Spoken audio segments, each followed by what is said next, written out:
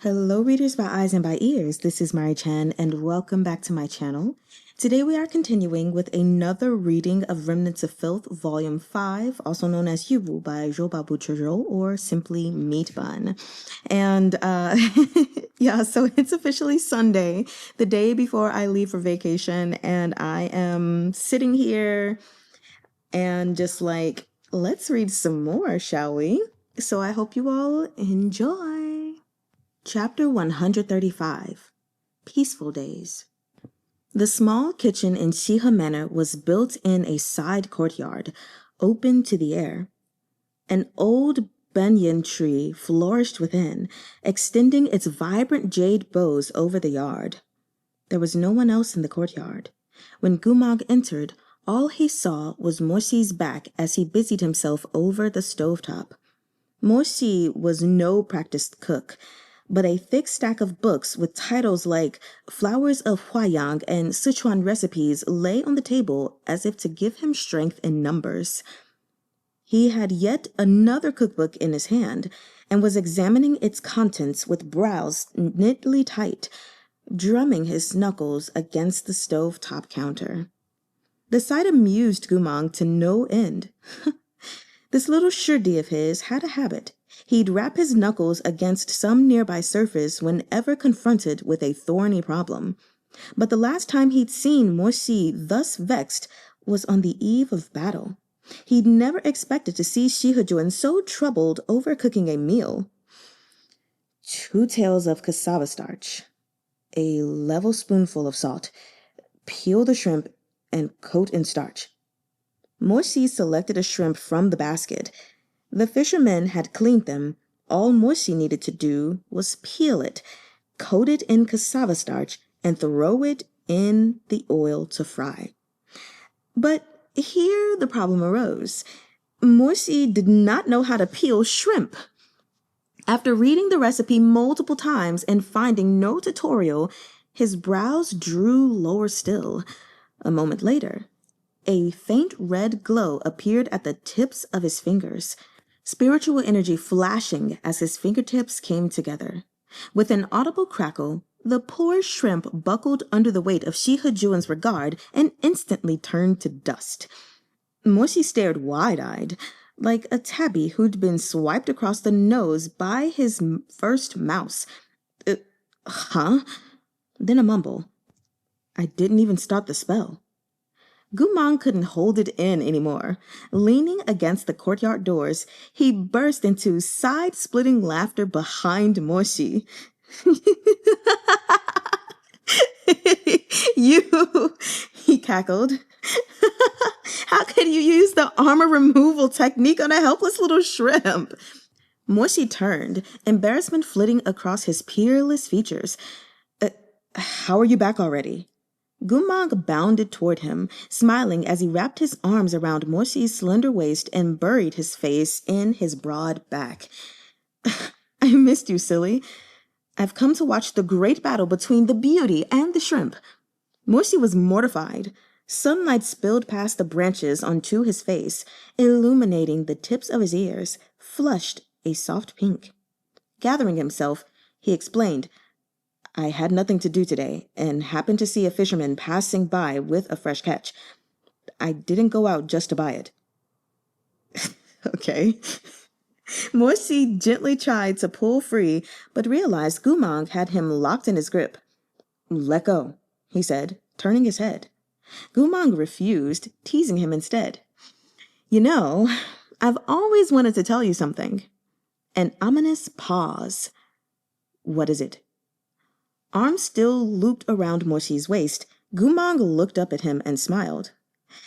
You've got such long legs. Morsi stared at him. And such a slender waist, with such broad shoulders. Goo Mahng sighed. Someone like you would definitely be a headliner at Luome Pavilion. Morsi was exasperated and amused at once. His ears were still red, but he had no witty retort.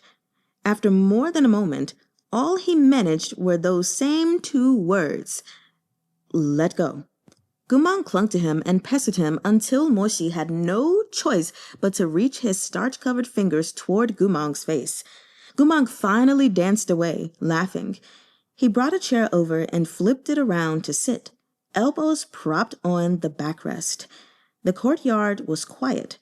The potatoes and rice steaming beneath their wooden lid smelled wonderful, while the fat, speckled chickens left to roam the yard clucked as they strutted through the underbrush, pecking at insects.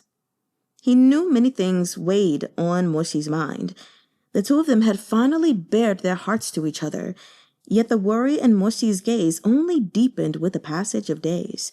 He worried that Goo Mahng's memories would disappear, that his reputation would never be washed clean, that the black magic energy in his body would grow increasingly difficult to control. So many knives still hung in the air, pressed right against his heart. Morsi couldn't relax in the least. He'd only just obtained his dearest one, but they were surrounded by danger on every side. Goo Mahng would soon forget, but Morsi would remember, and remembering was always much more painful than forgetting. He didn't know what he should do with his Royal Highness or how to cajole his little Shirdi out of the anxious shadows that shrouded his heart, so he joked and teased. To be honest, Goo Mahng was neither so shameless nor so good at saying sweet nothings.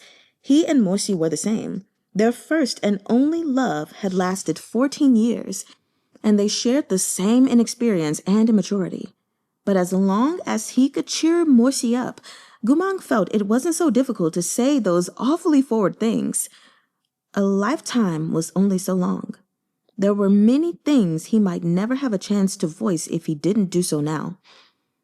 Princess, you're really pretty. Honestly, I never properly paid you this compliment before, but I've always thought so in my heart. Morsi remained silent. I love you. I'm very happy when you're in my sight. Also very happy when you're in my arms. Happiest when you're in my bed. Morsi dropped the bowl of starch with a clatter and turned to look at Goo Mahng, helpless with embarrassment. Are you doing this on purpose? Goo Mahng smiled as he sprawled across the back of the chair, raising a hand.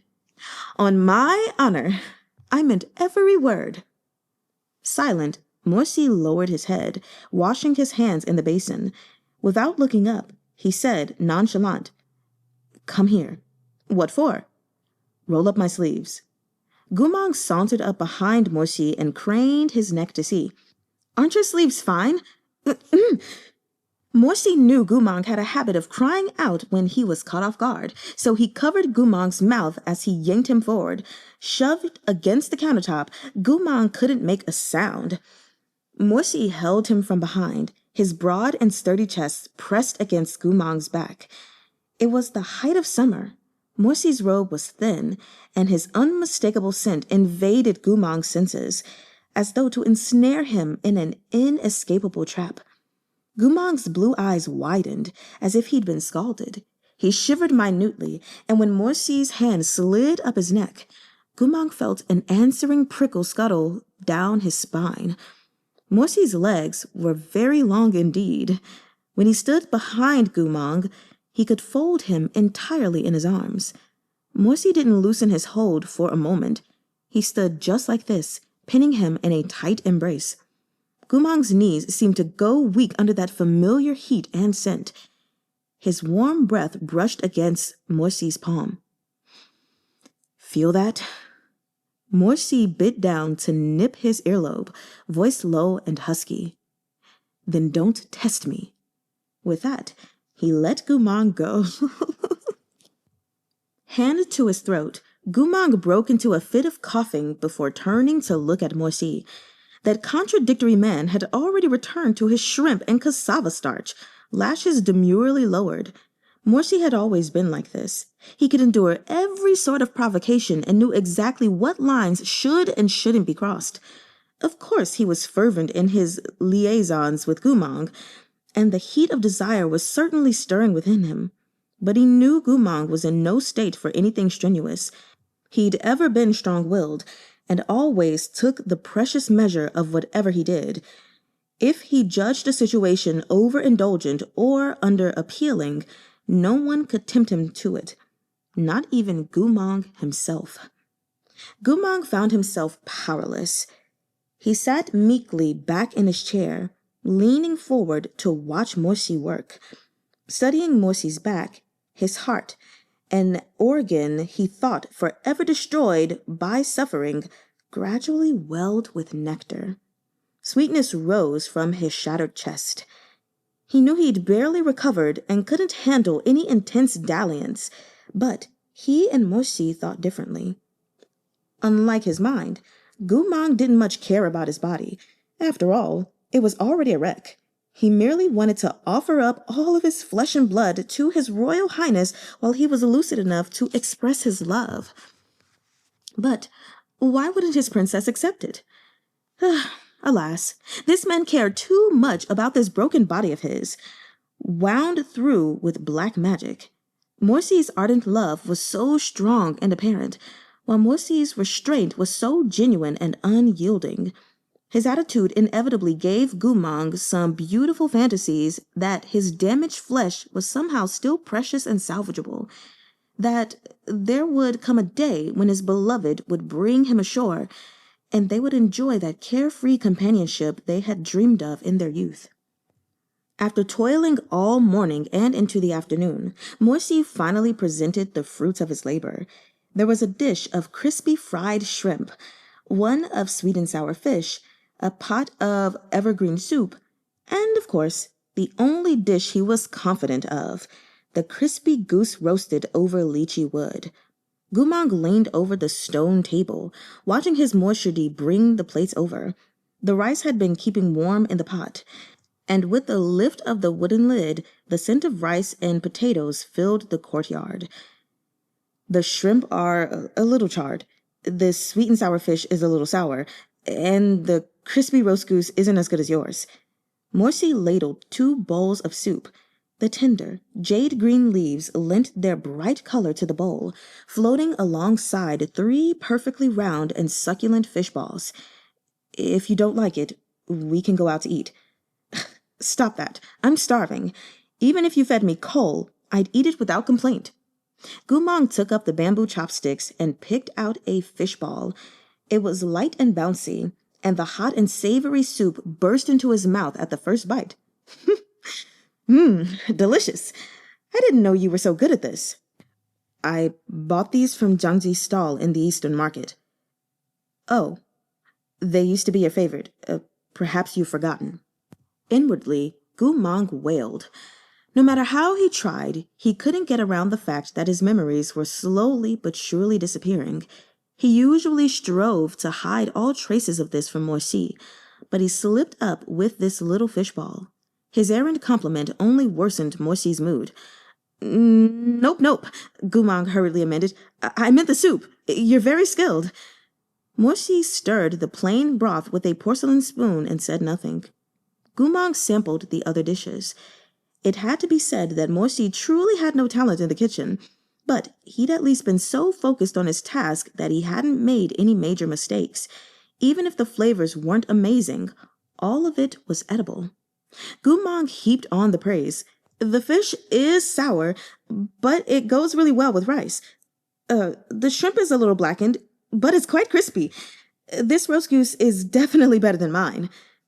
Honestly speaking, there were 2 kinds of delicacies, real examples of culinary skill, and the food Goo Mahng was presently eating.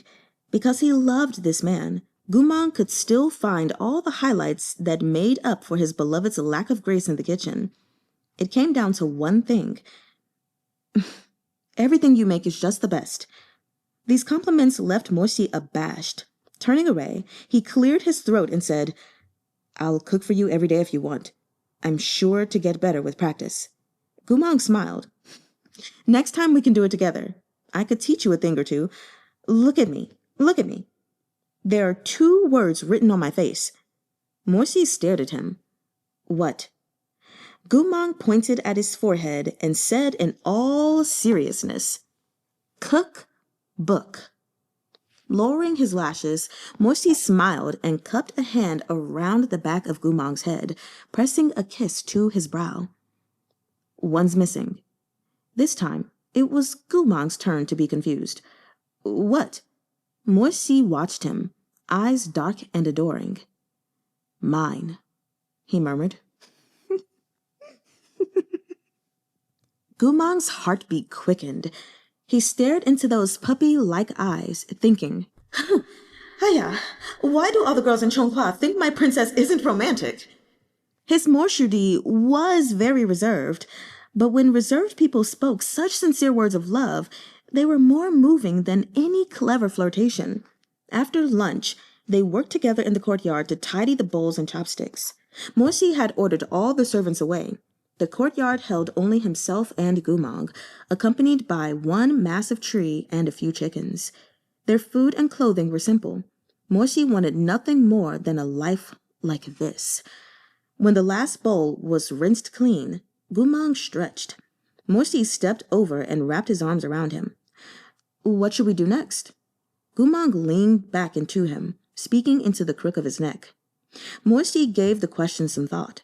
In the past, they had often pondered what they should do next. For example, next, they had to make camp. Next, they were to timber weapons. Next, they needed to hastily clean up so no one noticed their latest tryst.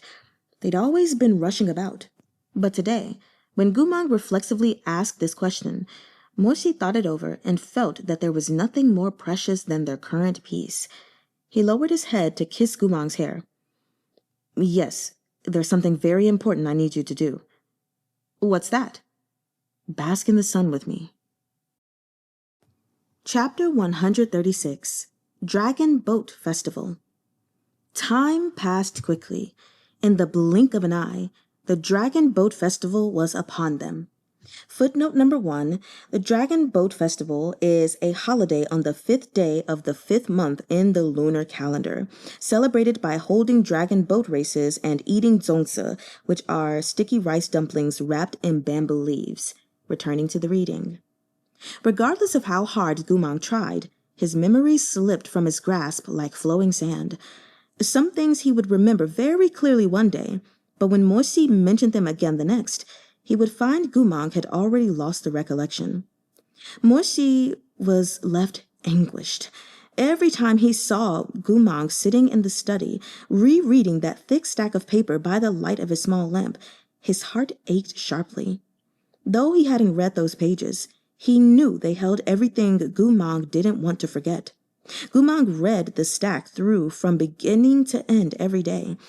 He was doing all he could, but he still couldn't keep his hold on the past they shared. Other than this, there were some reassuring signs. Goo Mahng's body was gradually recovering. His mind was still mostly clear, and the black magic tea within him showed no indication of breaking free for the time being. If nothing else, they could enjoy a moment of peace. A few days before the Dragon Boat Festival, the Emperor sent someone to Shee Manor with a secret missive. When the letter arrived, Morsi and Goo Mahng were sharing a pot of green plum wine in the courtyard. Morsi opened the letter and skimmed it. His Imperial Majesty has written to you.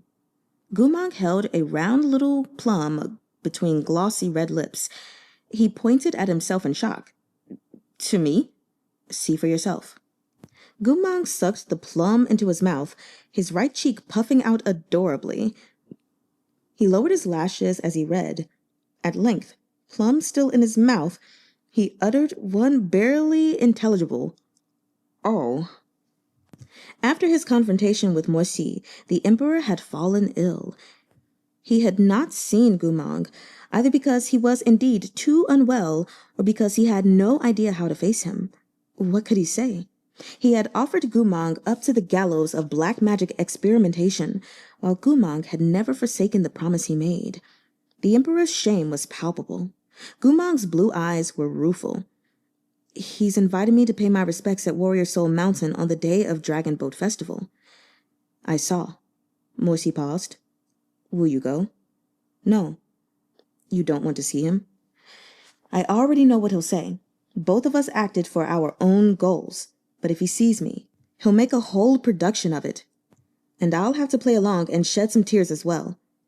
He picked out another green plum from the bamboo basket nearby, popping it into his mouth and mumbling, "Other than heaping up a pile of misery, nothing would change." Morsi was silent. He knew the pain in Goo Mahng's heart. In truth, Goo Mahng despised being known as a traitor. He'd hated it when he didn't have his memories, and he hated it even more now. Not long ago, there had been a sudden torrential rainstorm, lightning flashing and thunder rumbling. Goo Mahng was still sleeping in the master bedroom, but that night he shrugged on a thin robe and ran through the rain to the side bedroom, burrowing into Morsi's arms. Morsi had been fast asleep and was jolted awake by a wet and shivering body suddenly diving into his blankets. He saw Goo Mahng, face bone white, trembling as he pressed up against his chest. Stunned and anxious, Morsi asked him, "What's wrong? Does it hurt anywhere?" Goo Mahng shook his head. He was freezing to the touch, his lips turning blue. "I dreamed there were ghosts after me." This lone wolf clung to Morsi, curling up in his warm embrace. "They were chasing me. Morsi, they wanted me dead." He always looked as if he were unafraid of everything, but that night, amid the furious thunder and miserable downpour, caught between dreams and waking, he was honest and fragile. In the present, Goo Mahng, chewing on a plum, grew discomfited under Morsi's stare. He looked back. "What?" Morsi paused. "I'm sorry I couldn't clear your name. If you want to pay your respects at Warrior Soul Mountain, I can also—" "I won't go," Goo Mahng interrupted him. Morsi fell silent. "However you cut it, I'm the one who killed those people. I'm the one who took those cities. I have innocent blood on my hands. 8 years ago, when my hands were clean, I went and said farewell to my brothers. I don't want to go there." When Morsi looked up, his eyes were filled with pain. "You stained your hands protecting them. You didn't do it willingly. Others won't think so. Whoever killed those people should pay with their life. What alternative could there be? Many have hated me for 5, maybe 8 years. Their sons, husbands, or fathers died by my hand. Not a day goes by that they don't wish to see me brought to justice, to pay for my crimes with blood. If you suddenly tell them, 'No, Goo Mahng had no choice. He shouldn't be a prisoner, but a hero,' do you think they would believe it?" Goo Mahng's voice was light as a pale wine warmed to the perfect temperature. "Morsi, have you never thought how those people would collapse if you took away this pillar of hatred and vengeance? How could they forgive me on the strength of a single explanation, a single truth? Hating someone is simple. Letting go is hard. We both came up on the battlefields, so I know you understand. I won't go to Warrior Soul Mountain. No matter who comes with me, you or the Emperor, I won't set foot there again." He lowered his head as he spoke, glancing toward that distant mountain. His mouth was still filled with the sweet fragrance of plum, but every swallow was bitter. He sighed. "In the eyes of the living, my reputation has been fouled beyond recovery. But as long as I don't go to Warrior Soul Mountain, in the hearts of my dead brothers, I will at least still be a man with a clean heart and a clear conscience. That is enough."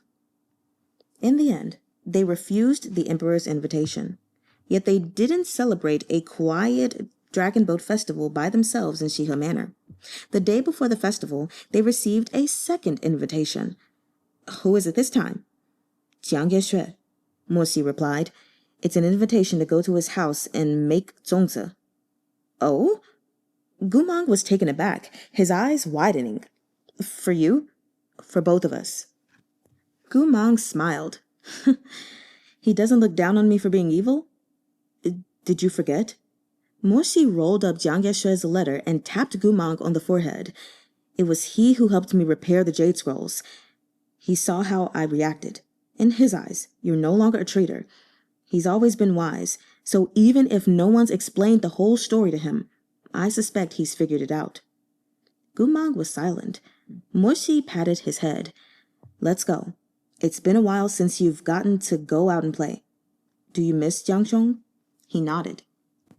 And I'm sure Jiang misses General Goo, specifically that little madman who played Song of Courtship without a care at his wedding.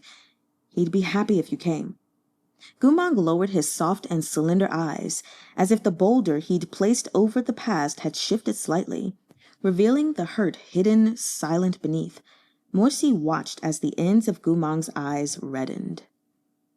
Jiang Yexue's residence lay in a secluded corner at the north end of the city. It was precisely the courtyard Morsi had gifted him when he'd first gotten married. Many years had passed since then. Jiang Yexue was now a grand elder of the academy who drew a considerable salary, but he had always been a frugal and sentimental man, and he'd never moved. As the Dragon Boat Festival approached, merchants selling ryugar, incense pouches, and sweet sedge leaves for warding off evil filled the streets in a noisy bustle. To avoid prying eyes, Morsi and Goo Mahng traveled by carriage. Upon arriving at Jiang Manor, they found themselves shocked. They'd expected Jiang Yexue to be alone, but even from a distance, they could hear the bright laughter of two youngsters. The first was a young man. "I'm not a demon. Sprinkling Rilgar wine on me won't do anything." An even more childish voice answered, bursting into a peal of giggles. A little girl, perhaps 7 or... Oh my gosh. Okay. Is it who I think it is? A little girl, perhaps 7 or 8 years old. "And then sprinkle some on me," she chirped. "I want to see if I'm a demon." Morsi and Goo Mahng turned the corner and saw that the little courtyard was already festooned with bunches of mugwort and bulrush, and dragon boat lanterns hung from the eaves. Of the two making berry in the yard, the young man wore white robes trimmed in gold, with a golden clasp fastening his braid and a jeweled circlet of beads at his brow.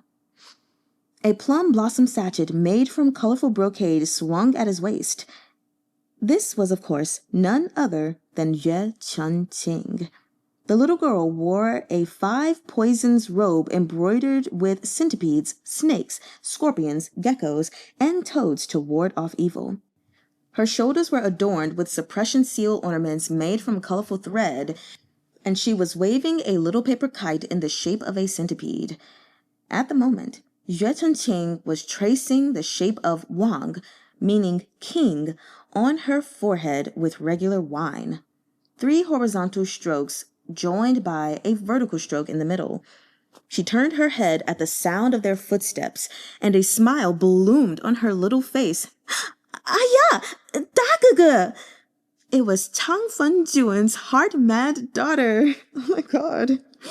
Goo Mahng hadn't expected to run into these two at Jiang Yexue's house and found himself somewhat helpless. "Little Lanar, what are you doing here?" "Xianxiang let me come. I've been living in Xianxiang's house recently." Lanar was shy as usual, but seemed much more cheerful than when they'd last met. She wriggled out of Yue-Chun-Ting's grasp and hopped over to Goo Mahng, timid and excited as a bunny. "Xianxiang said Daka would come celebrate the Dragon Boat Festival with us. I thought he was just saying it, but you're actually here." Yue-Chun-Ting also seemed to have expected them, smiling as he nodded. "Shihajun, Goo, He didn't know how to address Goo Mahng. Calling his name directly was unquestionably rude, yet calling him General Goo would be an imperial offense. On the other hand, if he were to say something like Goo Mahng Daga, it'd be the same as declaring he was of Morsi's generation. After a moment of thought, he smiled and said, "Goo Shishu." Footnote number 2, Shishu, a term of address for one's martial uncle, is used here as a general term of respect for a male cultivator of an older generation. Astonished, Morsi asked, "You've come to Jiangshong's to celebrate today too?" "Yep." "Your father?" Forget it. I wanted Daka to come home for the Dragon Boat Festival, but I barely mentioned it before my dad cursed me out. He told me not to get..." Yue-Chun-Ting shot a glance toward the inner courtyard and lowered his voice to a whisper. "He told me not to get mixed up with shady people." He hastily continued, Shizun, don't take offense. That's just how my papa is. His health has been worse recently, so he's always in a temper and suspicious of everyone. He doesn't even spare me from his awful cursing. Bofu and I talked it over. And when things quiet down a little, we'll take him to Huntian Cave in the old fiefdom to recuperate. Once he's feeling better, he'll be way more pleasant to talk to. You're finally willing to acknowledge this doggo of yours? Yue Chengqing scratched his head in embarrassment. Jiang Daka is a great person. He's good to me and fourth uncle. Even though the Yue clan treats him like this, he's never said anything bad about us. Before, I didn't think for myself and treated him badly too. That was my mistake. Goo Mahng had been listening to Yue Chengqing's explanation as he crouched to play with little Lanar. At this, he turned to smile. I'm sure he's happy you're willing to acknowledge him and spend time with him. He's told us it would be nice to have some family visit for special occasions. If you, and Muzhong Chuyi, could come and keep him company more often, that'd be great. At the mention of Muzhong Chuyi, Yue Chengqing's expression dimmed. About fourth uncle, well, never mind Jiang Dage. He's barely talked to me recently. I heard everyone at home talking. It seems like fourth uncle wants to move out of the Yue manor and live on his own. Chapter 137. Deceased Wife's Memorial Tablet. Murong Shenshang wants to move out of Yue manor? Goo Mahng exclaimed. Where would he go? All by his lonesome? I don't know. Yue Chengqing looked down, distractedly smoothing his evil-repelling brocade sachet. He looked sorrowful, but beyond that, bone-weary. Neither Morsi nor Goo Mahng had ever seen such an expression on Yue Chengqing's face. This young man had chased after Muzhong Chuyi for so many years. He'd been disappointed, hurt, and dissatisfied, but never had he appeared so exhausted. A person's heart was made of flesh. If it blazed this warmth for years without any reciprocation, there would inevitably come a day when it would expend itself and begin to cool. Although Jiang Yexue and Muzhong Chuyi were both his seniors and grandmaster artificers, Jiang Yexue treated him with a gentleness wholly different from Muzhong Chuyi's prickly attitude. Anyone might be swayed when presented with such a stark contrast.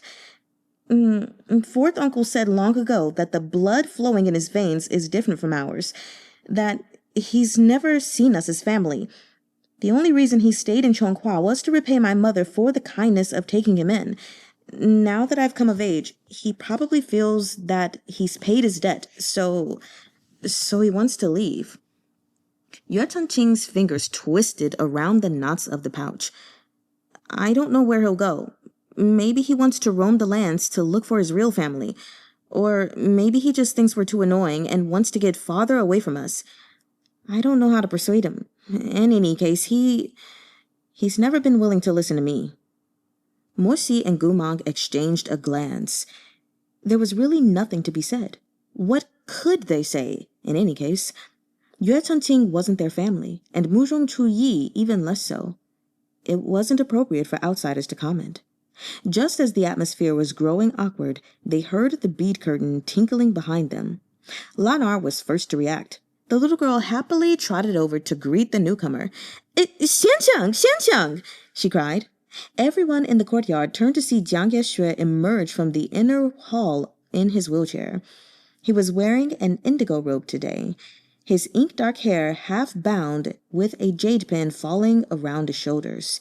He patted little Lanar's head with a smile. I'll push Xianqiang's wheelchair, Lanar chirruped.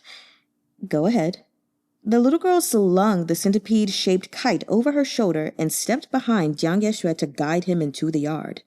Jiang Yexue raised his gentle eyes and smiled. I was preparing evil-repelling sachets inside and didn't hear you come in. I've been a poor host. Moxiong, Guxiong, happy Dragon Boat Festival. Now that all the guests had arrived, this little paved courtyard slowly filled with cheer. Jiang Yexue had no servants, so it fell to the guests to wash the reeds and stir the gluttonous rice. But these small tasks were precisely what created the joy of domestic peace. Yue Chengqing and Lanar were young and nimble. The two of them, one tall and one small, ran to and fro across the yard, adding firewood to the open-air stove, then hauling out great pails of well water to soak the leaves in. Goo Mahng sat perched on a little stool with his sleeves rolled up, stirring the gluttonous rice. He shook his head at the youngster's enthusiasm. If they keep going like this, I'm afraid they'll use up all the water in the vat before noon. As they should, Jiang Yexue smiled. We need to draw noon water from the well before the Dragon Boat Festival. That's when Yang energy is strongest. It's said the water stored at that time is best for warding off evil and repelling sickness. Didn't you swear by this before? Hiya, I forgot, thought Goo Mahng. But as he glanced at Shee, washing the wrapping leaves by the stone counter some distance away, he silently rejoiced that Jiang Yexue had been the one to remind him of this. In a little while, he could go tell Shee about it, giving him the impression that he remembered even these trivial details and thus soothing his feelings. He turned back to Jiang Yexue and changed the subject. Did you tell Yue Shanqing and the others about my situation? Not quite, Jiang Yexue said. I just told him you have some secrets, Gushong, that can't be revealed. But I know you're not a villain. If he can trust me, I hope he can trust you. Chunqing is a clever lad. We don't need to spell it out for him. Goo Mahng didn't know what to say. In the end, he only looked downward. Thank you. What need is there for thanks between us? Jiang Yexue sighed. To be honest, I let you down. I wasn't adamant in believing you either. I'm grateful you don't blame me for that. He glanced toward the courtyard, as if looking through the years to see that simple wedding ceremony held so many years ago. A pair of newlyweds, a handful of guests. Others had avoided them like the plague, but Goo Mahng had acted like he wanted the whole world to know where he stood as he played Song of Courtship on his suona. In the courtyard filled with drifting scraps of colored paper, he had batted his lashes and smiled at Jiang Yexue. When others shunned me, you never turned your back on me, said Jiang Yexue. But I didn't keep my faith in you. I'm the one who owes you a debt. Goo Mahng scratched the back of his head in embarrassment. What's there to owe between brothers? Once again eager to change the subject, those blue eyes swept the courtyard and landed on little Nanar. Right, what happened with Nanar? He asked hastily. Since when is she living with you? Jiang Yexue sighed. You're familiar with her situation. Lanar's spiritual core is exceptionally strong, almost on par with Shihajun's. Dang. But her body is too weak to bear such a formidable gift, so her power manifested as heart madness instead. She's usually gentle and obedient, but as soon as the disease flares up, she becomes violent. She lost control again? She had another flare-up at the academy not long ago. Jiang Yexue looked at the little girl bustling about in the distance. Even with the intervention of the academy elders, she injured a good few children. One of them was a distant nephew to the emperor. Goo Mahng said nothing. They were going to expel her from the academy and destroy her core, Jiang Yexue continued. I couldn't bear to see it, so I vouched for her and took her in as my personal disciple. I'm not a healer, but I've dabbled in some healing arts. This heart madness of hers is most sensitive to emotional blows. She can't handle other people's mockery. Jiang Yexue sighed. The academy is filled with immature children who've been influenced by their parents. They all call her a monster. She won't improve if she stays there. You're right, Goo Mahng said with a nod. Little children are most easily influenced. I convinced Chang Fenjun to let his daughter stay at my manor, first so I can teach her, and second so I can help relieve some of the energy gathered in her unstable core. Third, Jiang Yexue paused. This house is deserted. She can at least live somewhere quiet and peaceful, where no one will bully her. It's good for her illness. Goo Mahng smiled. You're absolutely right. You've mentioned 3 things. Is there a 4th? Jiang Yexue tapped his forehead with his knuckles. After a long while, he smiled. As for the 4th, she's very obedient and always takes the initiative to help me get around. It's like my wheelchair is suddenly automated. As they smiled at each other, Shee turned from the water basin. The leaves are ready. Should I bring them over? If you don't mind, Mo Xiong. Making zongzi was a complicated task.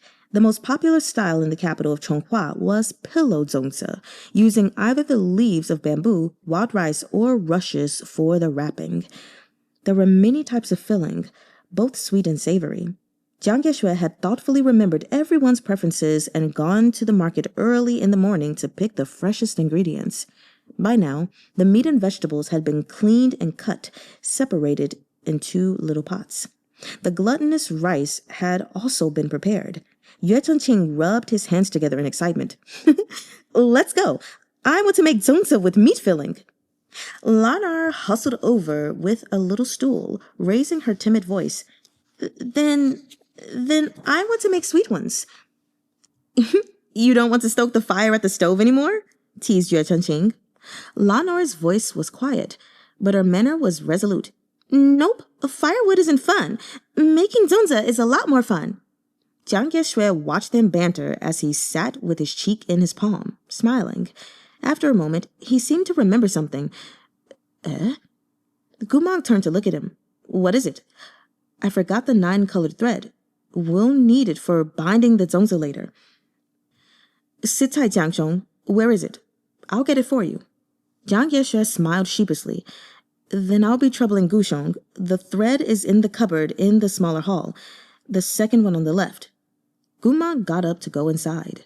Jiang Yexue's house was minimal in the way of decor. Very quickly, Goo Mahng found that bundle of 9-colored silk thread Jiang Yexue had mentioned within the cabinet. As he turned to leave, he caught sight of an enshrined memorial plaque out of the corner of his eye. That tablet was carved from cedar wood, painted black with a few simple words of white text. For the deceased Lady Jiang, Qin Mu Jin. Goo Mahng stopped in his tracks to stare at that spiritual plaque. Qin Mu Jin was Jiang Yexue's late wife. Before they married, her family had fallen on hard times. Everyone else avoided them, but Jiang Yexue still fulfilled the betrothal agreement. They'd been the picture of matrimonial bliss and should have looked forward to many happy years together. But Qin Mu Jin unexpectedly lost her life in battle soon after the wedding, while they were still in the honeymoon stage, full of mutual adoration. Goo Mahng hadn't known Madame Qin very long, and thus didn't have much impression of her. His clearest memory was of her bridal regalia when she got married. She had worn a set of splendid red robes, magnificent as the rosy sunset. Her veil had been light and fine, her face slightly visible in the dappled shadow behind it. Other than that, he only remembered that this bride could drink. She looked delicate, but she drank all the guests who challenged her under the table, Goo Mahng included. He'd been unsteady on his feet at the end of the wedding feast, and Mo Xi had to be the one to take him home, though he didn't let him return to his residence. Instead, he dragged Goo Mahng to his own. At the time, Mo Xi had still lived at the old Mo Manor, and that usurper uncle of his hadn't yet passed away. There were too many observers in the Mo residence, but for some reason, Mo Xi was seized by recklessness that day. All those eyes and ears were just one wall away, but he insisted on pinning Goo Mahng to the bed. Goo Mahng had truly had too much to drink and kept an arm over his eyes the whole time. The sweet wine seemed to have softened his body and rendered his skin fever-hot, which only eroded Mo Xi's control faster. Halfway through, a servant knocked on the door to ask if the young master needed a candle for his night reading session.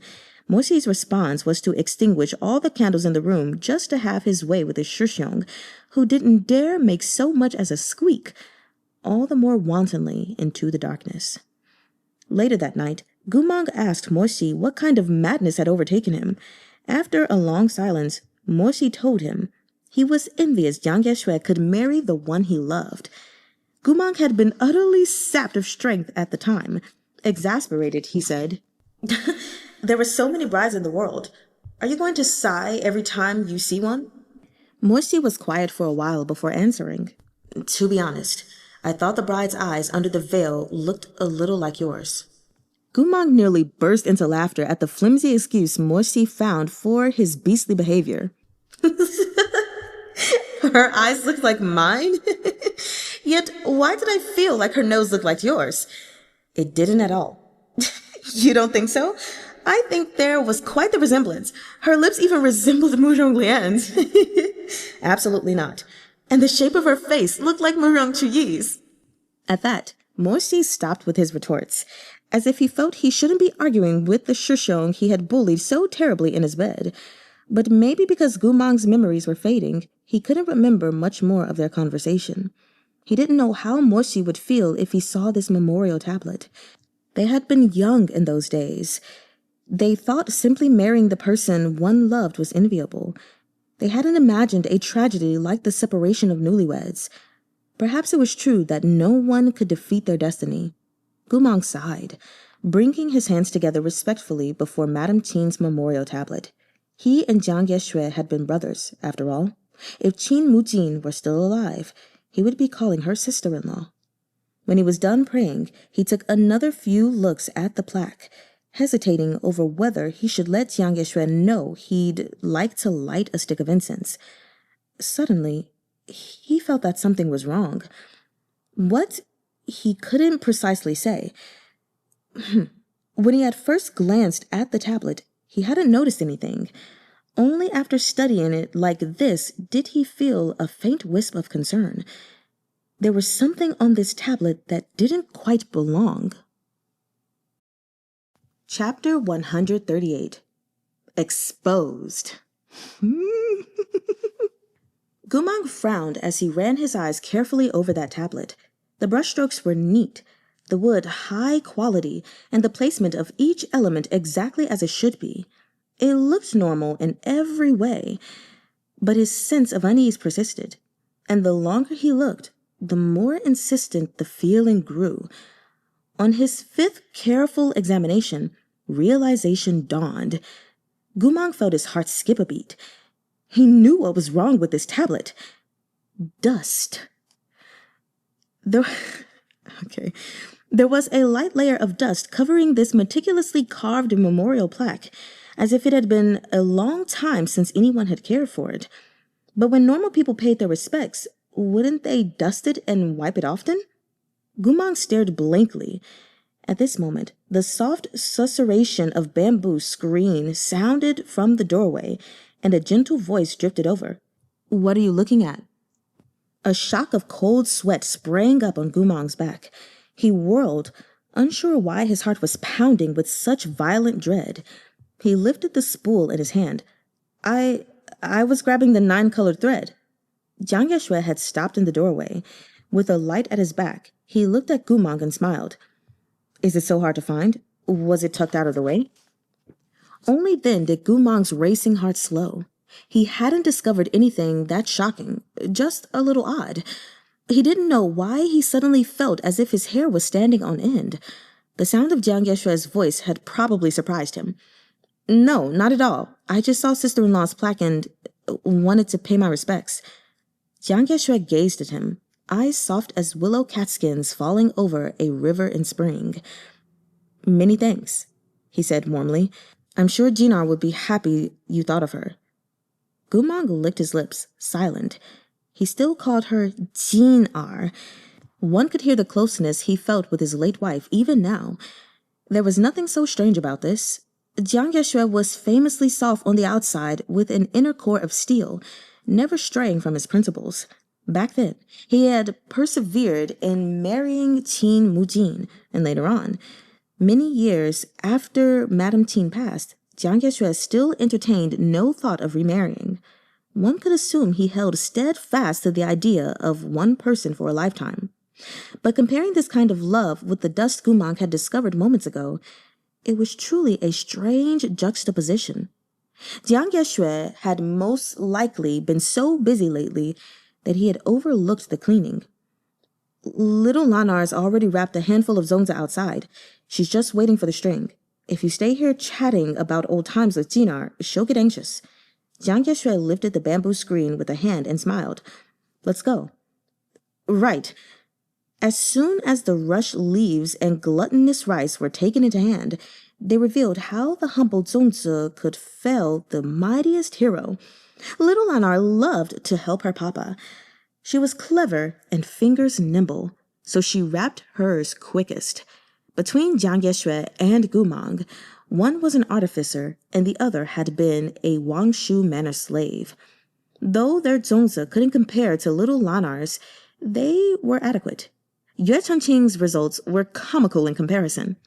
Into one little rectangular zongzi, he had greedily shoved 8 types of filling: ginkgo seeds, meat, sausage, chestnuts, salted egg yolks, kidney beans, chicken, and peanuts. It was stuffed to bursting. Jiang Yexue laughed at the sight. Yours is definitely going to unravel. It won't. This is called 8 Treasures Zongzi. Yue Manor makes them every year. Only kitchen ladies know how to make 8 Treasures Zongzi, Jiang Yexue reminded him patiently. You're learning. Maybe you should try a plain sweet zongzi. I'm just giving it a go. Who knows? It might work. But in half a dozen attempts, either the wrapping leaf would break or the meat filling would fall out. Finally, with much difficulty, Yue Changqing produced a fat zongzi with rice leaking from all 4 corners. It'll unravel the second you boil it. Yue is too greedy, little Lanar piped up. Everyone started laughing, while Yue Changqing picked up his pillowed-shaped zongzi in abject distress, rubbing his nose in embarrassment. Once the water reached a boil, they scrambled to drop the first batch into the pot. The water for zongzi had to be watched carefully. They would come out best when cooked in a gentle simmer rather than a rolling boil. While they waited for the first batch to cook, they wrapped the leftover rice into zongzi of all shapes and sizes. In addition to large, rectangular, pillow-shaped zongzi, they made long, skinny, bullhorn-shaped ones, dainty triangle-shaped ones, even with the rice stuffed into bamboo tubes, the most traditional kind. But it was tedious work, and Yue Changqing began to grow bored after a few. He glanced impatiently at the pot. When will those be done? Jiang Yexue smiled. Not anytime soon. Restless already? Not quite. Why don't you make some pretty linked zongzi and bring them home for Xiaoju to try? Yue Changqing's eyes lit up when he heard this, but after a moment he deflated. Fourth uncle is fighting with my dad. He's been ignoring everyone recently. Better not. They're fighting again? Jiang Yexue murmured, sighing. That temper of his. Shaking his head, he said no more. They quickly used up the remaining rice, having made far more zongzi than they could eat. Jiang Yexue suggested, why don't we share these with the neighbors? There are quite a few lonely seniors around here. Many of their children lost their lives in the war against the Liao Kingdom, and their health is poor. They don't treat themselves on holidays. Since we have extras, we should give them some. Daga, you're such a good person, said Yue Changqing. Xianxiang, little Lanar said timidly. I want to go too. Can I go with Yue Gege? Jiang Yexue lined 2 bamboo baskets with clean cloth. He picked out some smaller, vegetarian zongzi, as those would be easiest for the old grandmothers and grandfathers to eat. Little Lanar made these ones, the red bean and glutinous rice filling. I made the rest. Jiang Yexue arranged the zongzi carefully as he spoke. His fair and slender fingers paused over another pile of unfortunate-looking zongzi before shifting away. He coughed lightly, a little awkward. Changqing, yours and Shihajun's are wrapped quite well. It's just that they're not very suitable for gifting, so I'll leave those here. Yue Changqing and Mo Xi stayed silent. Jiang Yexue lowered his head to pick out a few of Goo Mahng's zongzi, but as soon as he placed them in the basket, Goo Mahng reached in to take them back out. Mine don't need to go either, he said, smiling.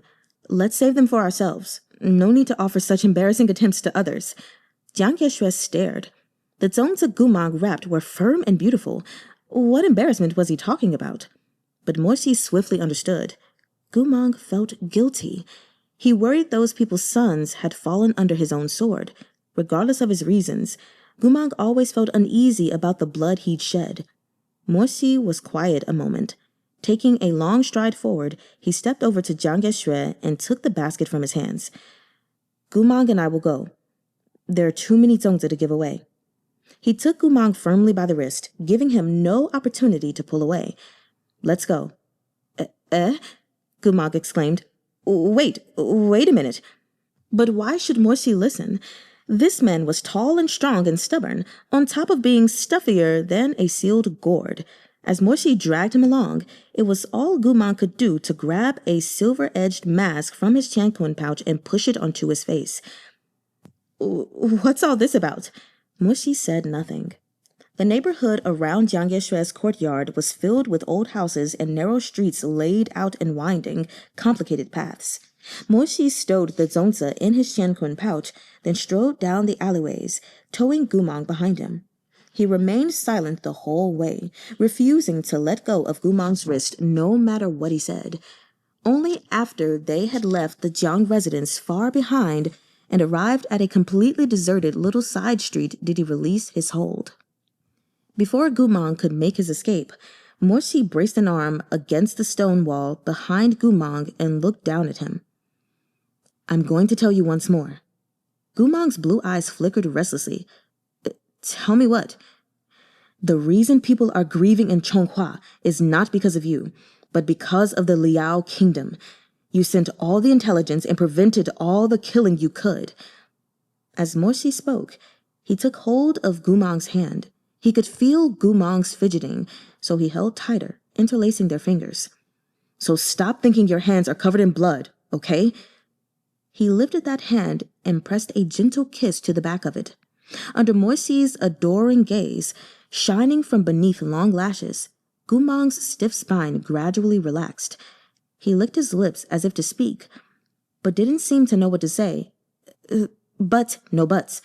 Except no accepts. Morsi sighed and put a hand over his mouth. His eyes were filled with heartache and helplessness as they looked down at Goo Mahng, as well as the sorrow he thought he'd hidden very well. You're the best, Morsi murmured. You always have been.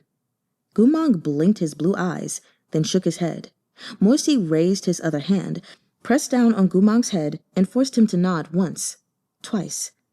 Goo Mahng didn't know what to say. That ragged old heart twinged with a sharp pain that seemed to pump through his body with his blood. His tongue flickered out and licked Morsi's palm. Caught off guard, Morsi pulled his hand back on reflex. Goo Mahng seized the opportunity to jump up and turn the tables, pinning Morsi against the wall.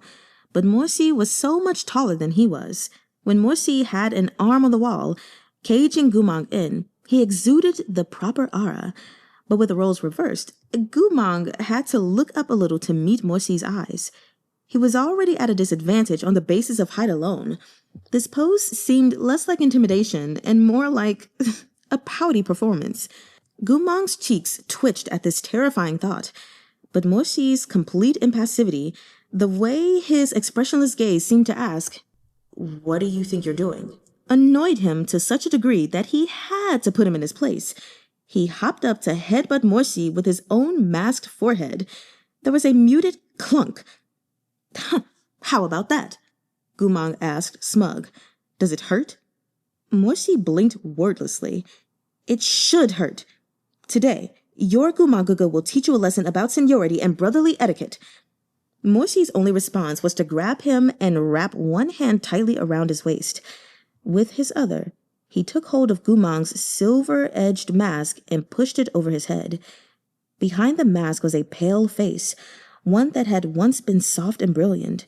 It had slender and gentle eyes, a smooth jawline, a straight and delicate nose, and glossy red lips as sweet as juicy berries.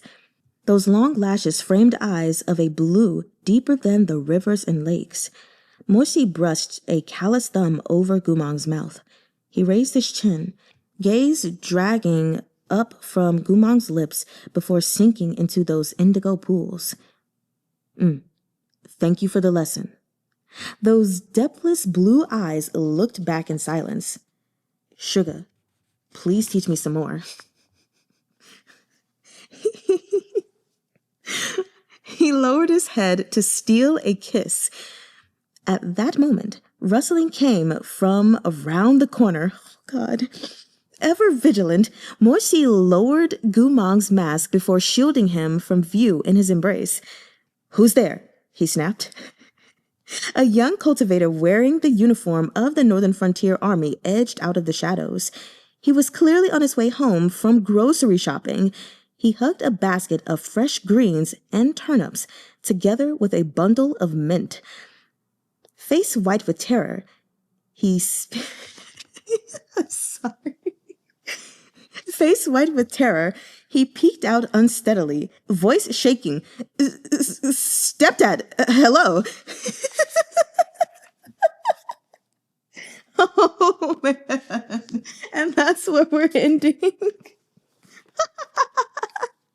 That's hilarious. And I'm so upset. Okay, oh, this is too good. So let's just go ahead and start from my notes, I guess, on this too, because I cannot. So, man, going to chapter 135, I think it's so cute to see this moment of Moshi trying to cook for Goo Mahng, and he's not very good at it, but he's also at least good enough to follow directions. So his food isn't horrible, but it's just not great. And I have to say, for me, this was a nice moment to see a Gong who wasn't very good at cooking rather than the typical show not being able to cook very well. It was nice. And from what we know, at the very least, Goo Mahng can cook roast duck. Maybe he can cook other things as well, because he pointed to his own brain and was like, cookbook. So he's clearly good at cooking.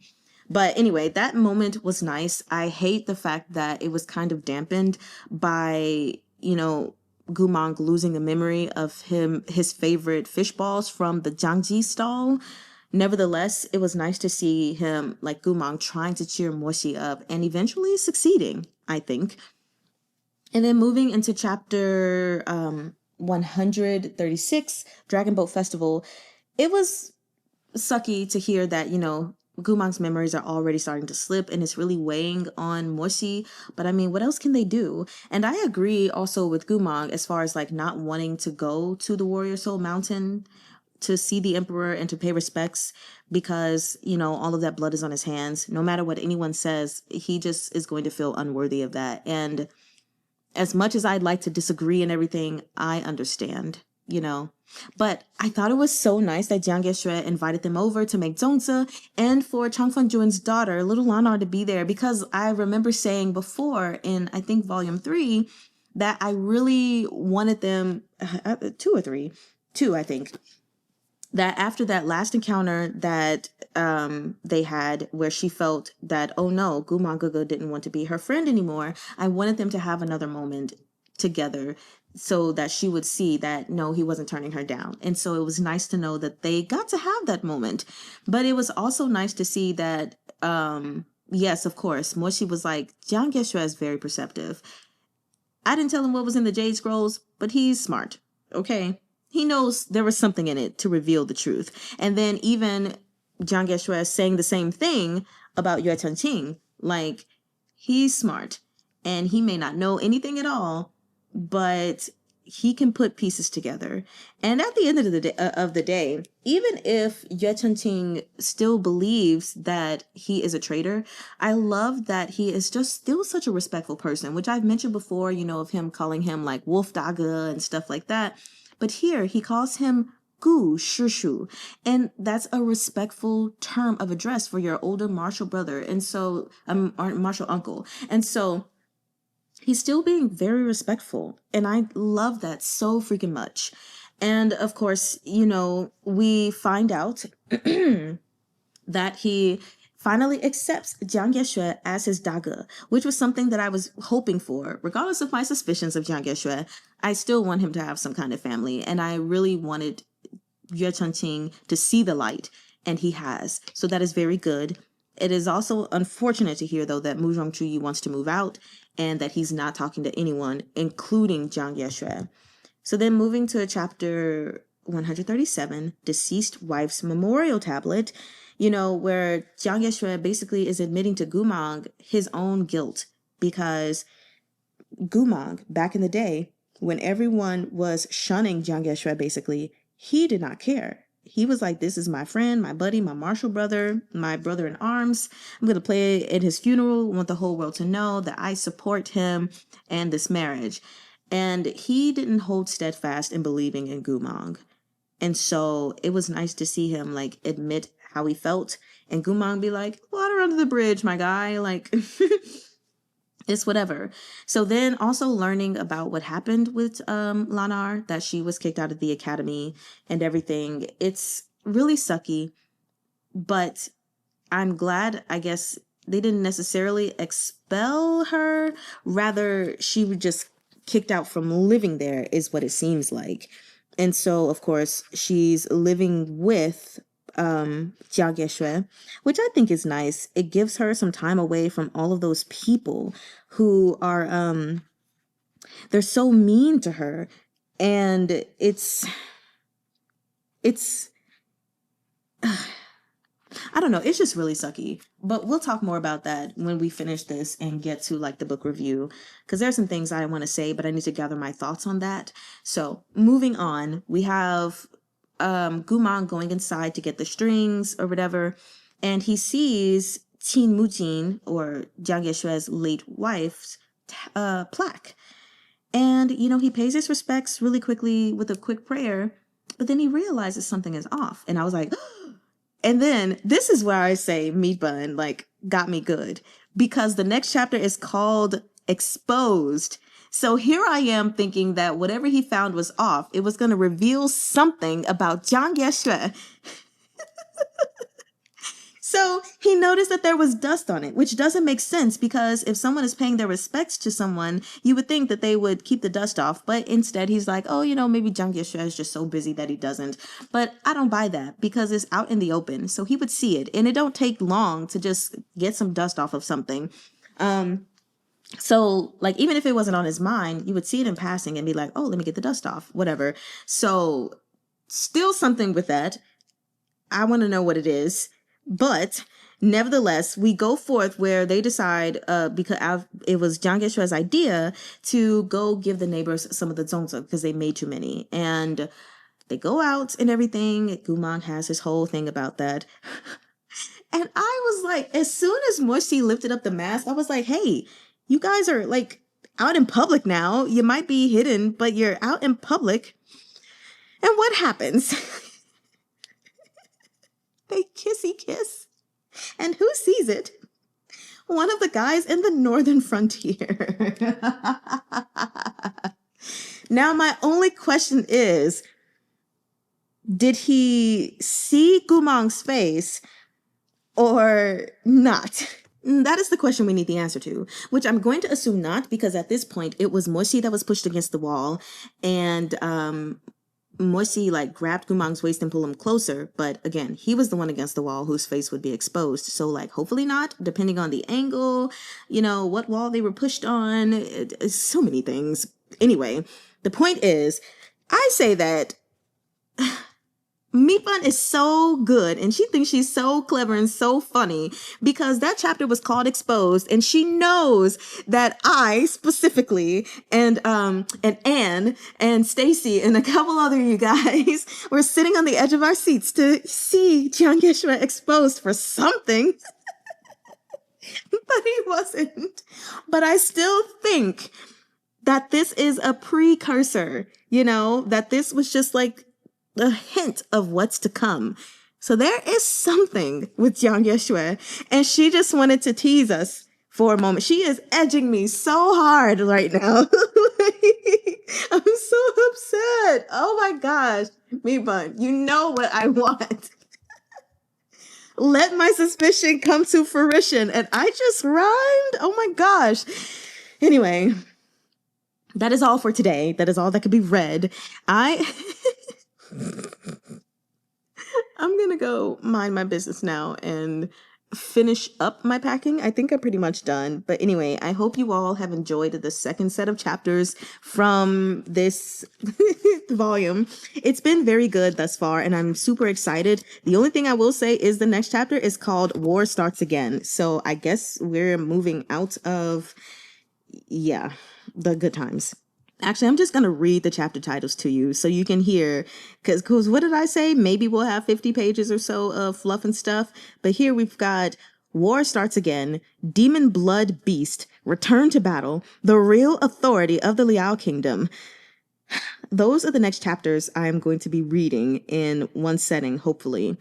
But then after that, we still have some moments like sharing a bed, entangling like before, which I did check. That does have smut, so that will be edited on YouTube. Affection and gratitude. Muzhong Lian, strange behavior. So like these titles, I'm not gonna lie. Rumors Part 1, Rumors Part 2. I'm excited. Y'all, like so excited to read this volume. I think out of all the volumes that I have read, this is the one that I am most excited to read. I'm not going to say it's my favorite one. I mean, I haven't even read enough, but this is the one I was most excited to read. I don't know which volume I would say is my favorite. I'll have to consider that at some other point. Regardless, I hope you all have a beautiful day and or night, and wa ainiman. Sarang he.